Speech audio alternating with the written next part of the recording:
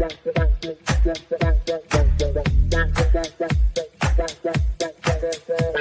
Connections Radio presents. I guess you can be very successful without one, and probably some people do.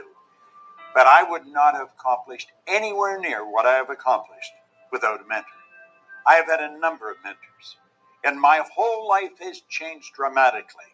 I went from going nowhere to having a business that operates all over the world.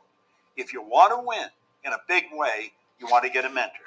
It's almost like getting a direct pipeline from their mind to your mind, where you're gaining all their wisdom, all their experience, and all the studying that they've done over a number of years. And like that, you get it all in a short period of time. Are mentors important? Well, I'm going to tell you, mentors literally changed the course of my life. Let's take a look at what thinking into results is and what it could do for you, how it came about. You see, my life had changed dramatically. I went from earning nothing to earning over $1 million a year. And I was sitting one day and I was thinking, how did all this happen? Do you know, I was reading Think and Grow Rich. I was studying Earl Nightingale's material. But a lot of people have read those books and studied Earl's material. And they weren't accomplishing what I was accomplishing. So I had to ask myself, what am I doing so different? You see, I had been raised to believe if you're going to earn a lot of money, you've got to be really smart. I was earning over $1 million a year, and I didn't think I was that bright. I was also raised to believe if you don't go to school, you can't win. Well, I hadn't gone to school. I went to high school for about 2 months. I didn't have a good job. I owned the entire company. If you want to be happy, healthy, and prosperous, it's all here. Thinking into results is going to show you how to get it. If what I've said really triggered something in your mind and you're thinking maybe, contact the certified PGI consultant. Hit the button, leave the information. Do yourself a favor. Sit down and talk to them about what this program can do for you. This very well could be the decision that will change the rest of your life. Thank you, Bob. I'm Sid Maystreet, and I'm a certified consultant with the Procter Gallagher Thinking in Results program. And today, my guest is John Gage, a voiceover actor and student of Think and Grow Rich. John, I'm glad you're on the show. Oh, thank you, Sid. It's a pleasure to be here. Yeah. Can you tell us your background or what your situation was when you first were introduced to Thinking in Results when we first met? Oh my goodness, that was a while back, but I was actually struggling trying to figure out how to change my life because you go through life and you think, oh, these things are unnecessary because everybody talks about setting goals and deciding what you're going to do with your life and to move yourself forward. And you're like, I know what I want to do. I got it. I don't need to write anything down. And my life was stale. I don't know. I'll be 59 this year. I think we met just before I turned 50, and I think that was probably the best decision I made in my life for many reasons. And, I'm sure there'll be times we'll be able to talk about that and move forward. But mainly I was just trying to figure out where I could go. I'd held several jobs. I'd made over $100,000 a year when I was younger. I felt stagnant. I'm like, what do you do to change? And I was learning a new trade and was looking for clients, and I think we got invited to the same network marketing or not network marketing, but networking event at the barbecue there. I forget the name of it, but it was that was Lucille's. Lucille's, that's right, Lucille's, yeah. Right, and a mutual friend that we both knew. And we just happened to sit at the same table. We weren't There was no labels or anything. We just happened to sit there, and we held a conversation, and this is where we're at now. So, it kind of it changed my life in a big way, and for lots of reasons. John, can you tell me a little bit about what was going on in your personal life? Well, I was, kind of having trouble with the marriage, trying to fix that. I was, like I said, I was stagnant. I just couldn't make over a certain amount. Was having trouble getting pretty much anything I wanted. And I had a pretty negative attitude. I could get mad at just about anything. You drop a hat and I'd get angry. And I just, and I was like, I don't like who I am. I wanted to change. And like I said, when we met, I was just trying to figure out what I wanted to be when I grew up. And as you know, I'm 6'8" and a little, so growing up took me a while. And what was your health like? At that time, my health was okay. I was a little heavy, like like I am now, but it was okay. My finances were okay. What I mean by that is we were renting. We wanted to buy, but we couldn't, or we weren't thinking properly as far as how to change it. So we met, and after we talked, I started implementing these because it was, I didn't think, I thought I knew how to set goals. I thought I knew how to, and I didn't think I needed to write them down. I didn't think I needed to, I thought what I thought was a goal, what I thought was not anything like what we're taught, like thinking into results taught me. It taught me a lot. And I was having some health issues, and they got worse. And as I got older, it got a lot worse. And I'll tell you right now, if it wasn't for this teaching, I probably wouldn't be here today. Let me just jump in here for a second. Mm-hmm. Our lesson today is the worthy ideal, which is the first lesson of 12 lessons with thinking in the results. We'll be doing every Wednesday for the next 11 weeks. We'll be doing a separate lesson. But this first one, a worthy ideal, definition is the progressive success. Success is the progressive realization of a worthy ideal. And we tie that in with the ABC goals. And that's not the ABC of goals, but it's the A goal. A goals are ones that you know how to do. And the B goal is one that you think you can do. You've got a plan. You've got resources. If everything works out, you can achieve a goal that you think you can do. That's a B. But a C goal, that's, I want to say, is the unknown. That's one that you've thought about a lot.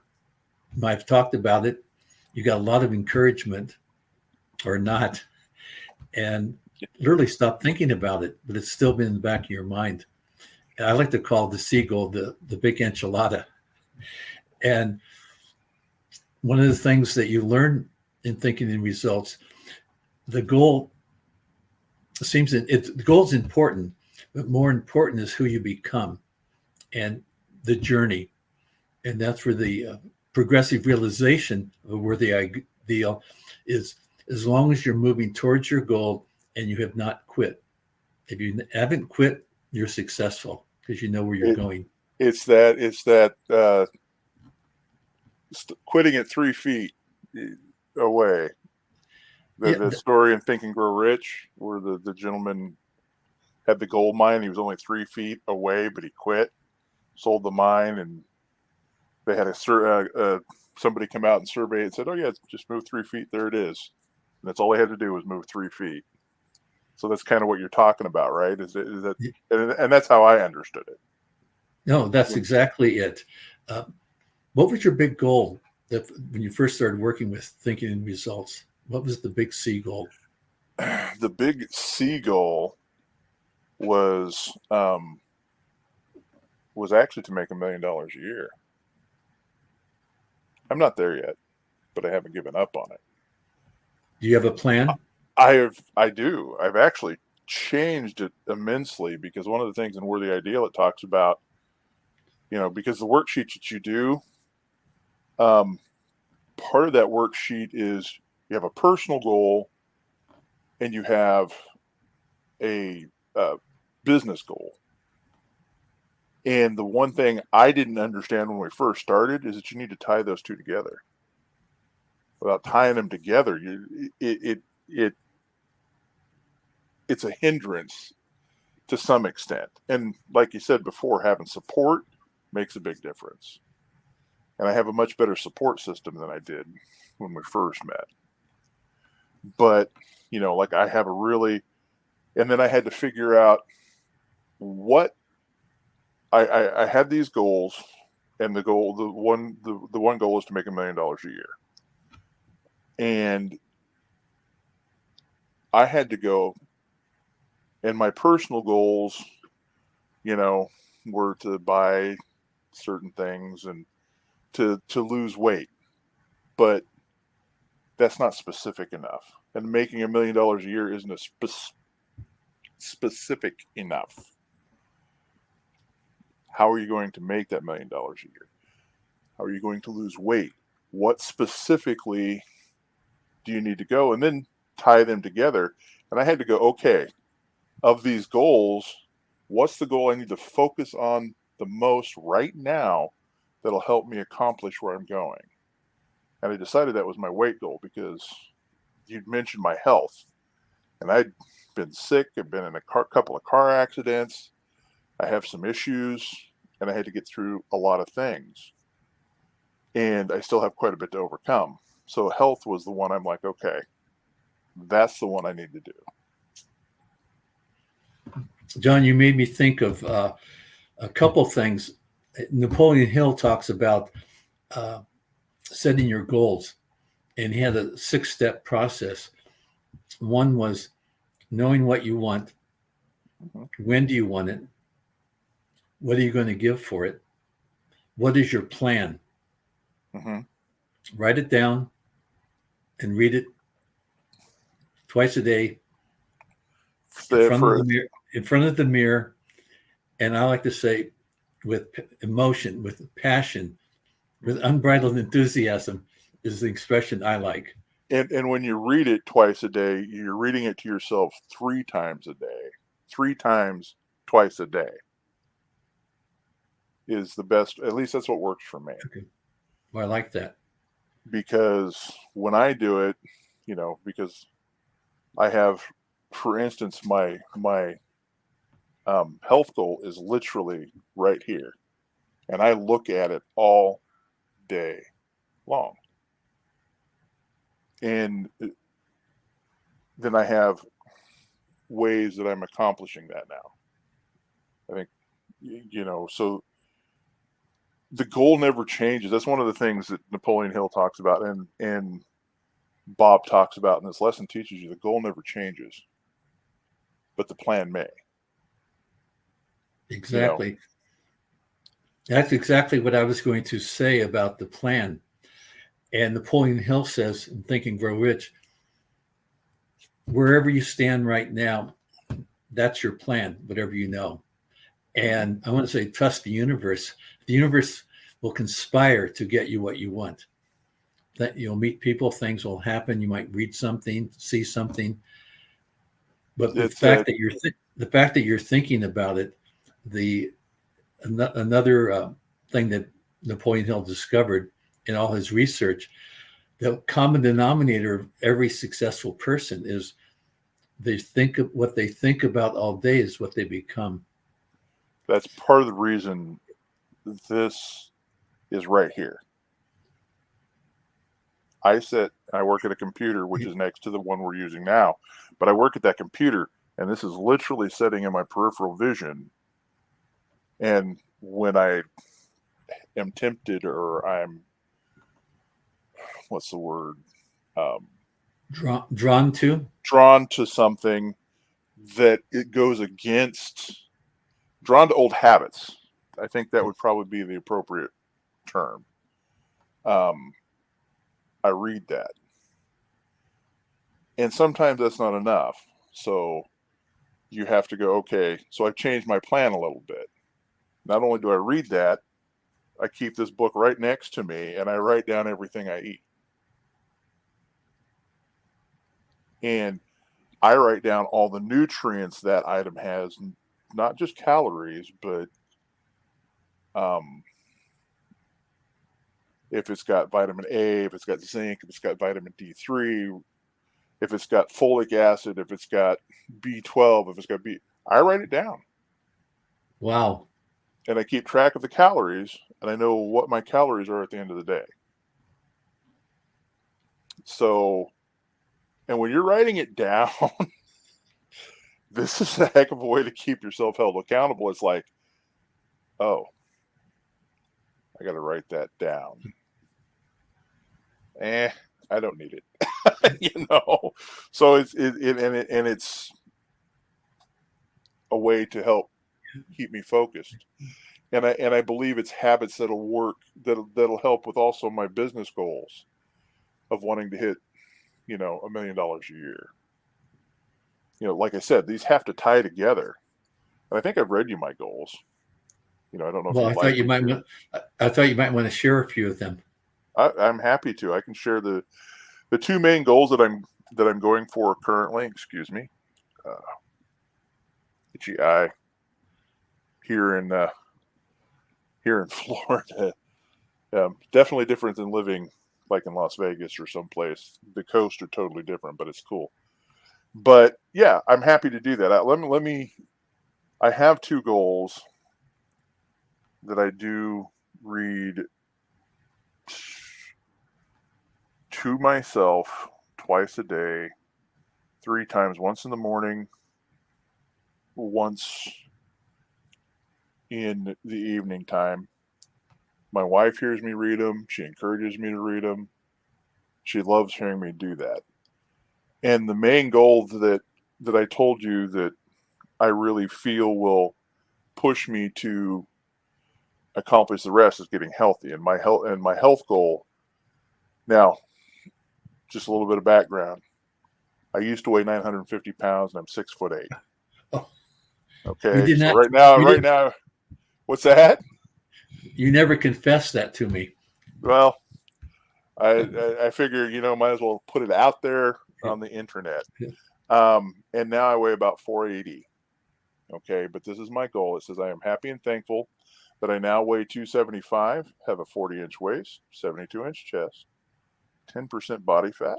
I walk a mile a day, do a full body workout 3 times per week now. I eat all natural, healthy foods, keeping my mind and body at a healthy peak performance. And that goal is set for December 31st, 2024. That's fantastic. I like it. The goal I have set for December 31st, 2025 is this. I am happy and thankful now that I am a successful voice actor. I work regularly, making $1 million per year. My voice talents are used in commercials, children's cartoons, movies, and audiobooks. I like that. And both of those tie together because that's going to be a hard one to accomplish if I'm not healthy. John, I'm proud of you. I'm really proud of you. It's been a long road, and like I said, I went through some health issues, went through a divorce, and I'm doing pretty good. I have no complaints. And that's I'm sorry. And I appreciate it. And it's due to this. I've got this positive outlook I never had before. So you said something earlier about let's say having negative thoughts or having thoughts that are not supporting you, the old thoughts. Yeah, well, it was old thoughts are like old habits. It's like, well, if I do this, it's okay because it's just a little bite of whatever it may be. If I do this, it's not really going to matter. But it does. Because taking a eating a couple of ounces of cheese and then, maybe taking a bite of pie over here, well, that's not going to hurt anything. Oh, the pie is pretty good. I haven't had pie for a while. It adds up. And every bite you take, everything you put in your body, if somebody would cut me off in traffic, I would get angry for hours. Oh my gosh. What an angry person I was. It's like, and I would dwell on that negative thing that happened to me. And now it's like, oh, okay, well, I hope they don't hurt you. At least nobody got hurt, and I hope they don't hurt you. But I mean, and for an instance, November 6, 2022, coming back from Disney World, doing 70 miles an hour at 12:30 at night, my wife and I were rear-ended. It totaled my vehicle, and that person drove off. And I have several medical issues because of that. But I get up every day, I smile, I work a full day, and I don't hold any ill will to that person. And to this day, I can be cut off in traffic. And I'm just using this as an example because it was something I would really had a bad habit. Really, it was bad. And you've ridden with me. So, and now it's like, oh, okay, at least nobody got hurt. And then I just drive on. John, I don't dwell on it anymore. So it's, yes, sir. John, I want to bring up another word of what you're describing, and that is you change your paradigm. Yes. And I'm bringing that up because I believe a lot of people don't really understand what a paradigm is. Or I should say our interpretation, Bob's interpretation, and that our paradigm is a collection of habitual habits that often we didn't plant them in there. They came to us genetically. They came through our environment growing up. And now we're adults, and to change our paradigms, change your outlook on life is at the heart of thinking and results. It is. Change your thinking, change your results. Yes, sir. And we have exercise, and we show you how to change your paradigm. I like to say replacing a negative behavior with a positive behavior, or a negative thought with a positive thought. Then creating those positive affirmations that are the polar opposite of getting angry at another motorist. To now, I personally have the thought when someone cuts me off or goes racing by, I'm thinking, I don't know what's going on in their life that day. You don't. They could be taking their wife to the hospital to have a baby, or there's a policeman behind them. Yeah. You never know, and it's like you talked about putting stuff out there for the universe because to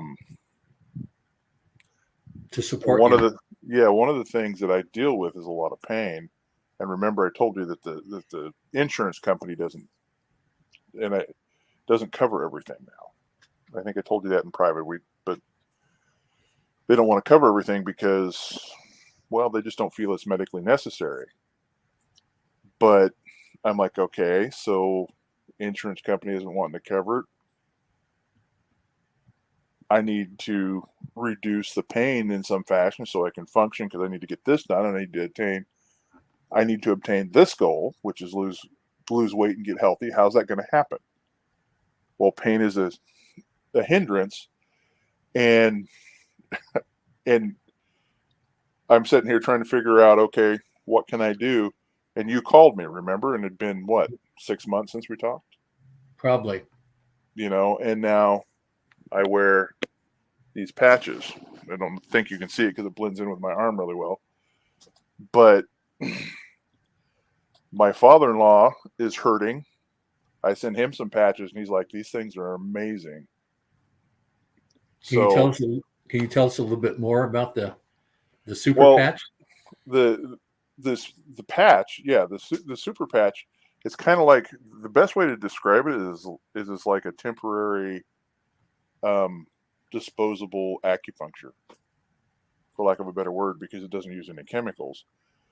But since that accident, I had nerve damage in my eye, and it would cause the left side of my head to go numb and my shoulder to severe pain. And this removes at least 60% of that pain. So I can function. I can get up. I can do a little bit of exercise. I can go to the pool and exercise. So there's things I can do, and I can concentrate better. So that's what that one, and it's just the one patch, But my father-in-law was hurting, so I sent him some patches. I said, "Here, give him a shot." What's the other one? What's the other one you're using, John? Right now, the only one I'm using is the pain patch, but I have used the this one's the freedom patch. What's the other one? It was the one for movement, and it worked really well too, which I'm going to be buying those here shortly. But these are all things that I didn't know anything about it. And I'm thinking about health, and things start coming your way, and that's my point. This is something that I didn't understand before I started this. Yeah. Things start coming your way. Things start happening because your subconscious only understands one thing. If you say, "I'm at this weight," it's going, "Okay, well, how am I going to get him there?" And it finds ways for you. It was really strange at first and fascinating also. Good. So are you still working with your TIR program? I do, yes. I share, I work with that, and I have, like I told you, I have a rotation of books. I listen to the Thinking into Results. I listen to Think and Grow Rich, Power of Positive Thinking. You Can If You Think You Can. I just kind of rotate through those 4 books. Plus, I have other books that I read, but those are my 4 mainstay, and I rotate through those books. And every day I at least consume, 30 minutes to an hour of reading. I think you're following one of Bob's mottos is never stop learning. No, you're right. Never stop learning. I will make a quick confession. I'm 82. I retired 20 years ago. And 10 years ago, I went to a Bob Proctor seminar, and I heard things I had never heard before. And I want to share them. And that's what I'm doing as a consultant with the Thinking and Results program. Well, oops, I'm sorry. Go ahead. Well, finish. I think we have to wrap it up here very quickly. You have one last comment. I was just going to say that, it's definitely improved my life. And I'm sure that, as we go on, I can express more. So, but thank you for having me on. I appreciate it. Well, thank you, John. And for listeners, watchers, we'll be back next Wednesday, same time, 1:00 Pacific Standard Time. And we'll be doing lesson 2, Thinking and Results, called the Knowing Doing Gap. We know things, we know a lot of things, and we're not doing them. So we're going to address that issue. John, thank you so much. You're welcome. Thank you. And this was fun. It was. I enjoyed it. This was a lot of fun. And since this is our first one, I'm looking at a clock in the corner, and I'm not sure when they're going to cut us off here, but I think they just got us. So, anyhow. Okay, yeah, they're finishing up over here. PR Connections Radio thanks you for watching this podcast. Check out more episodes of this show and our others at prconnectionsradio.com.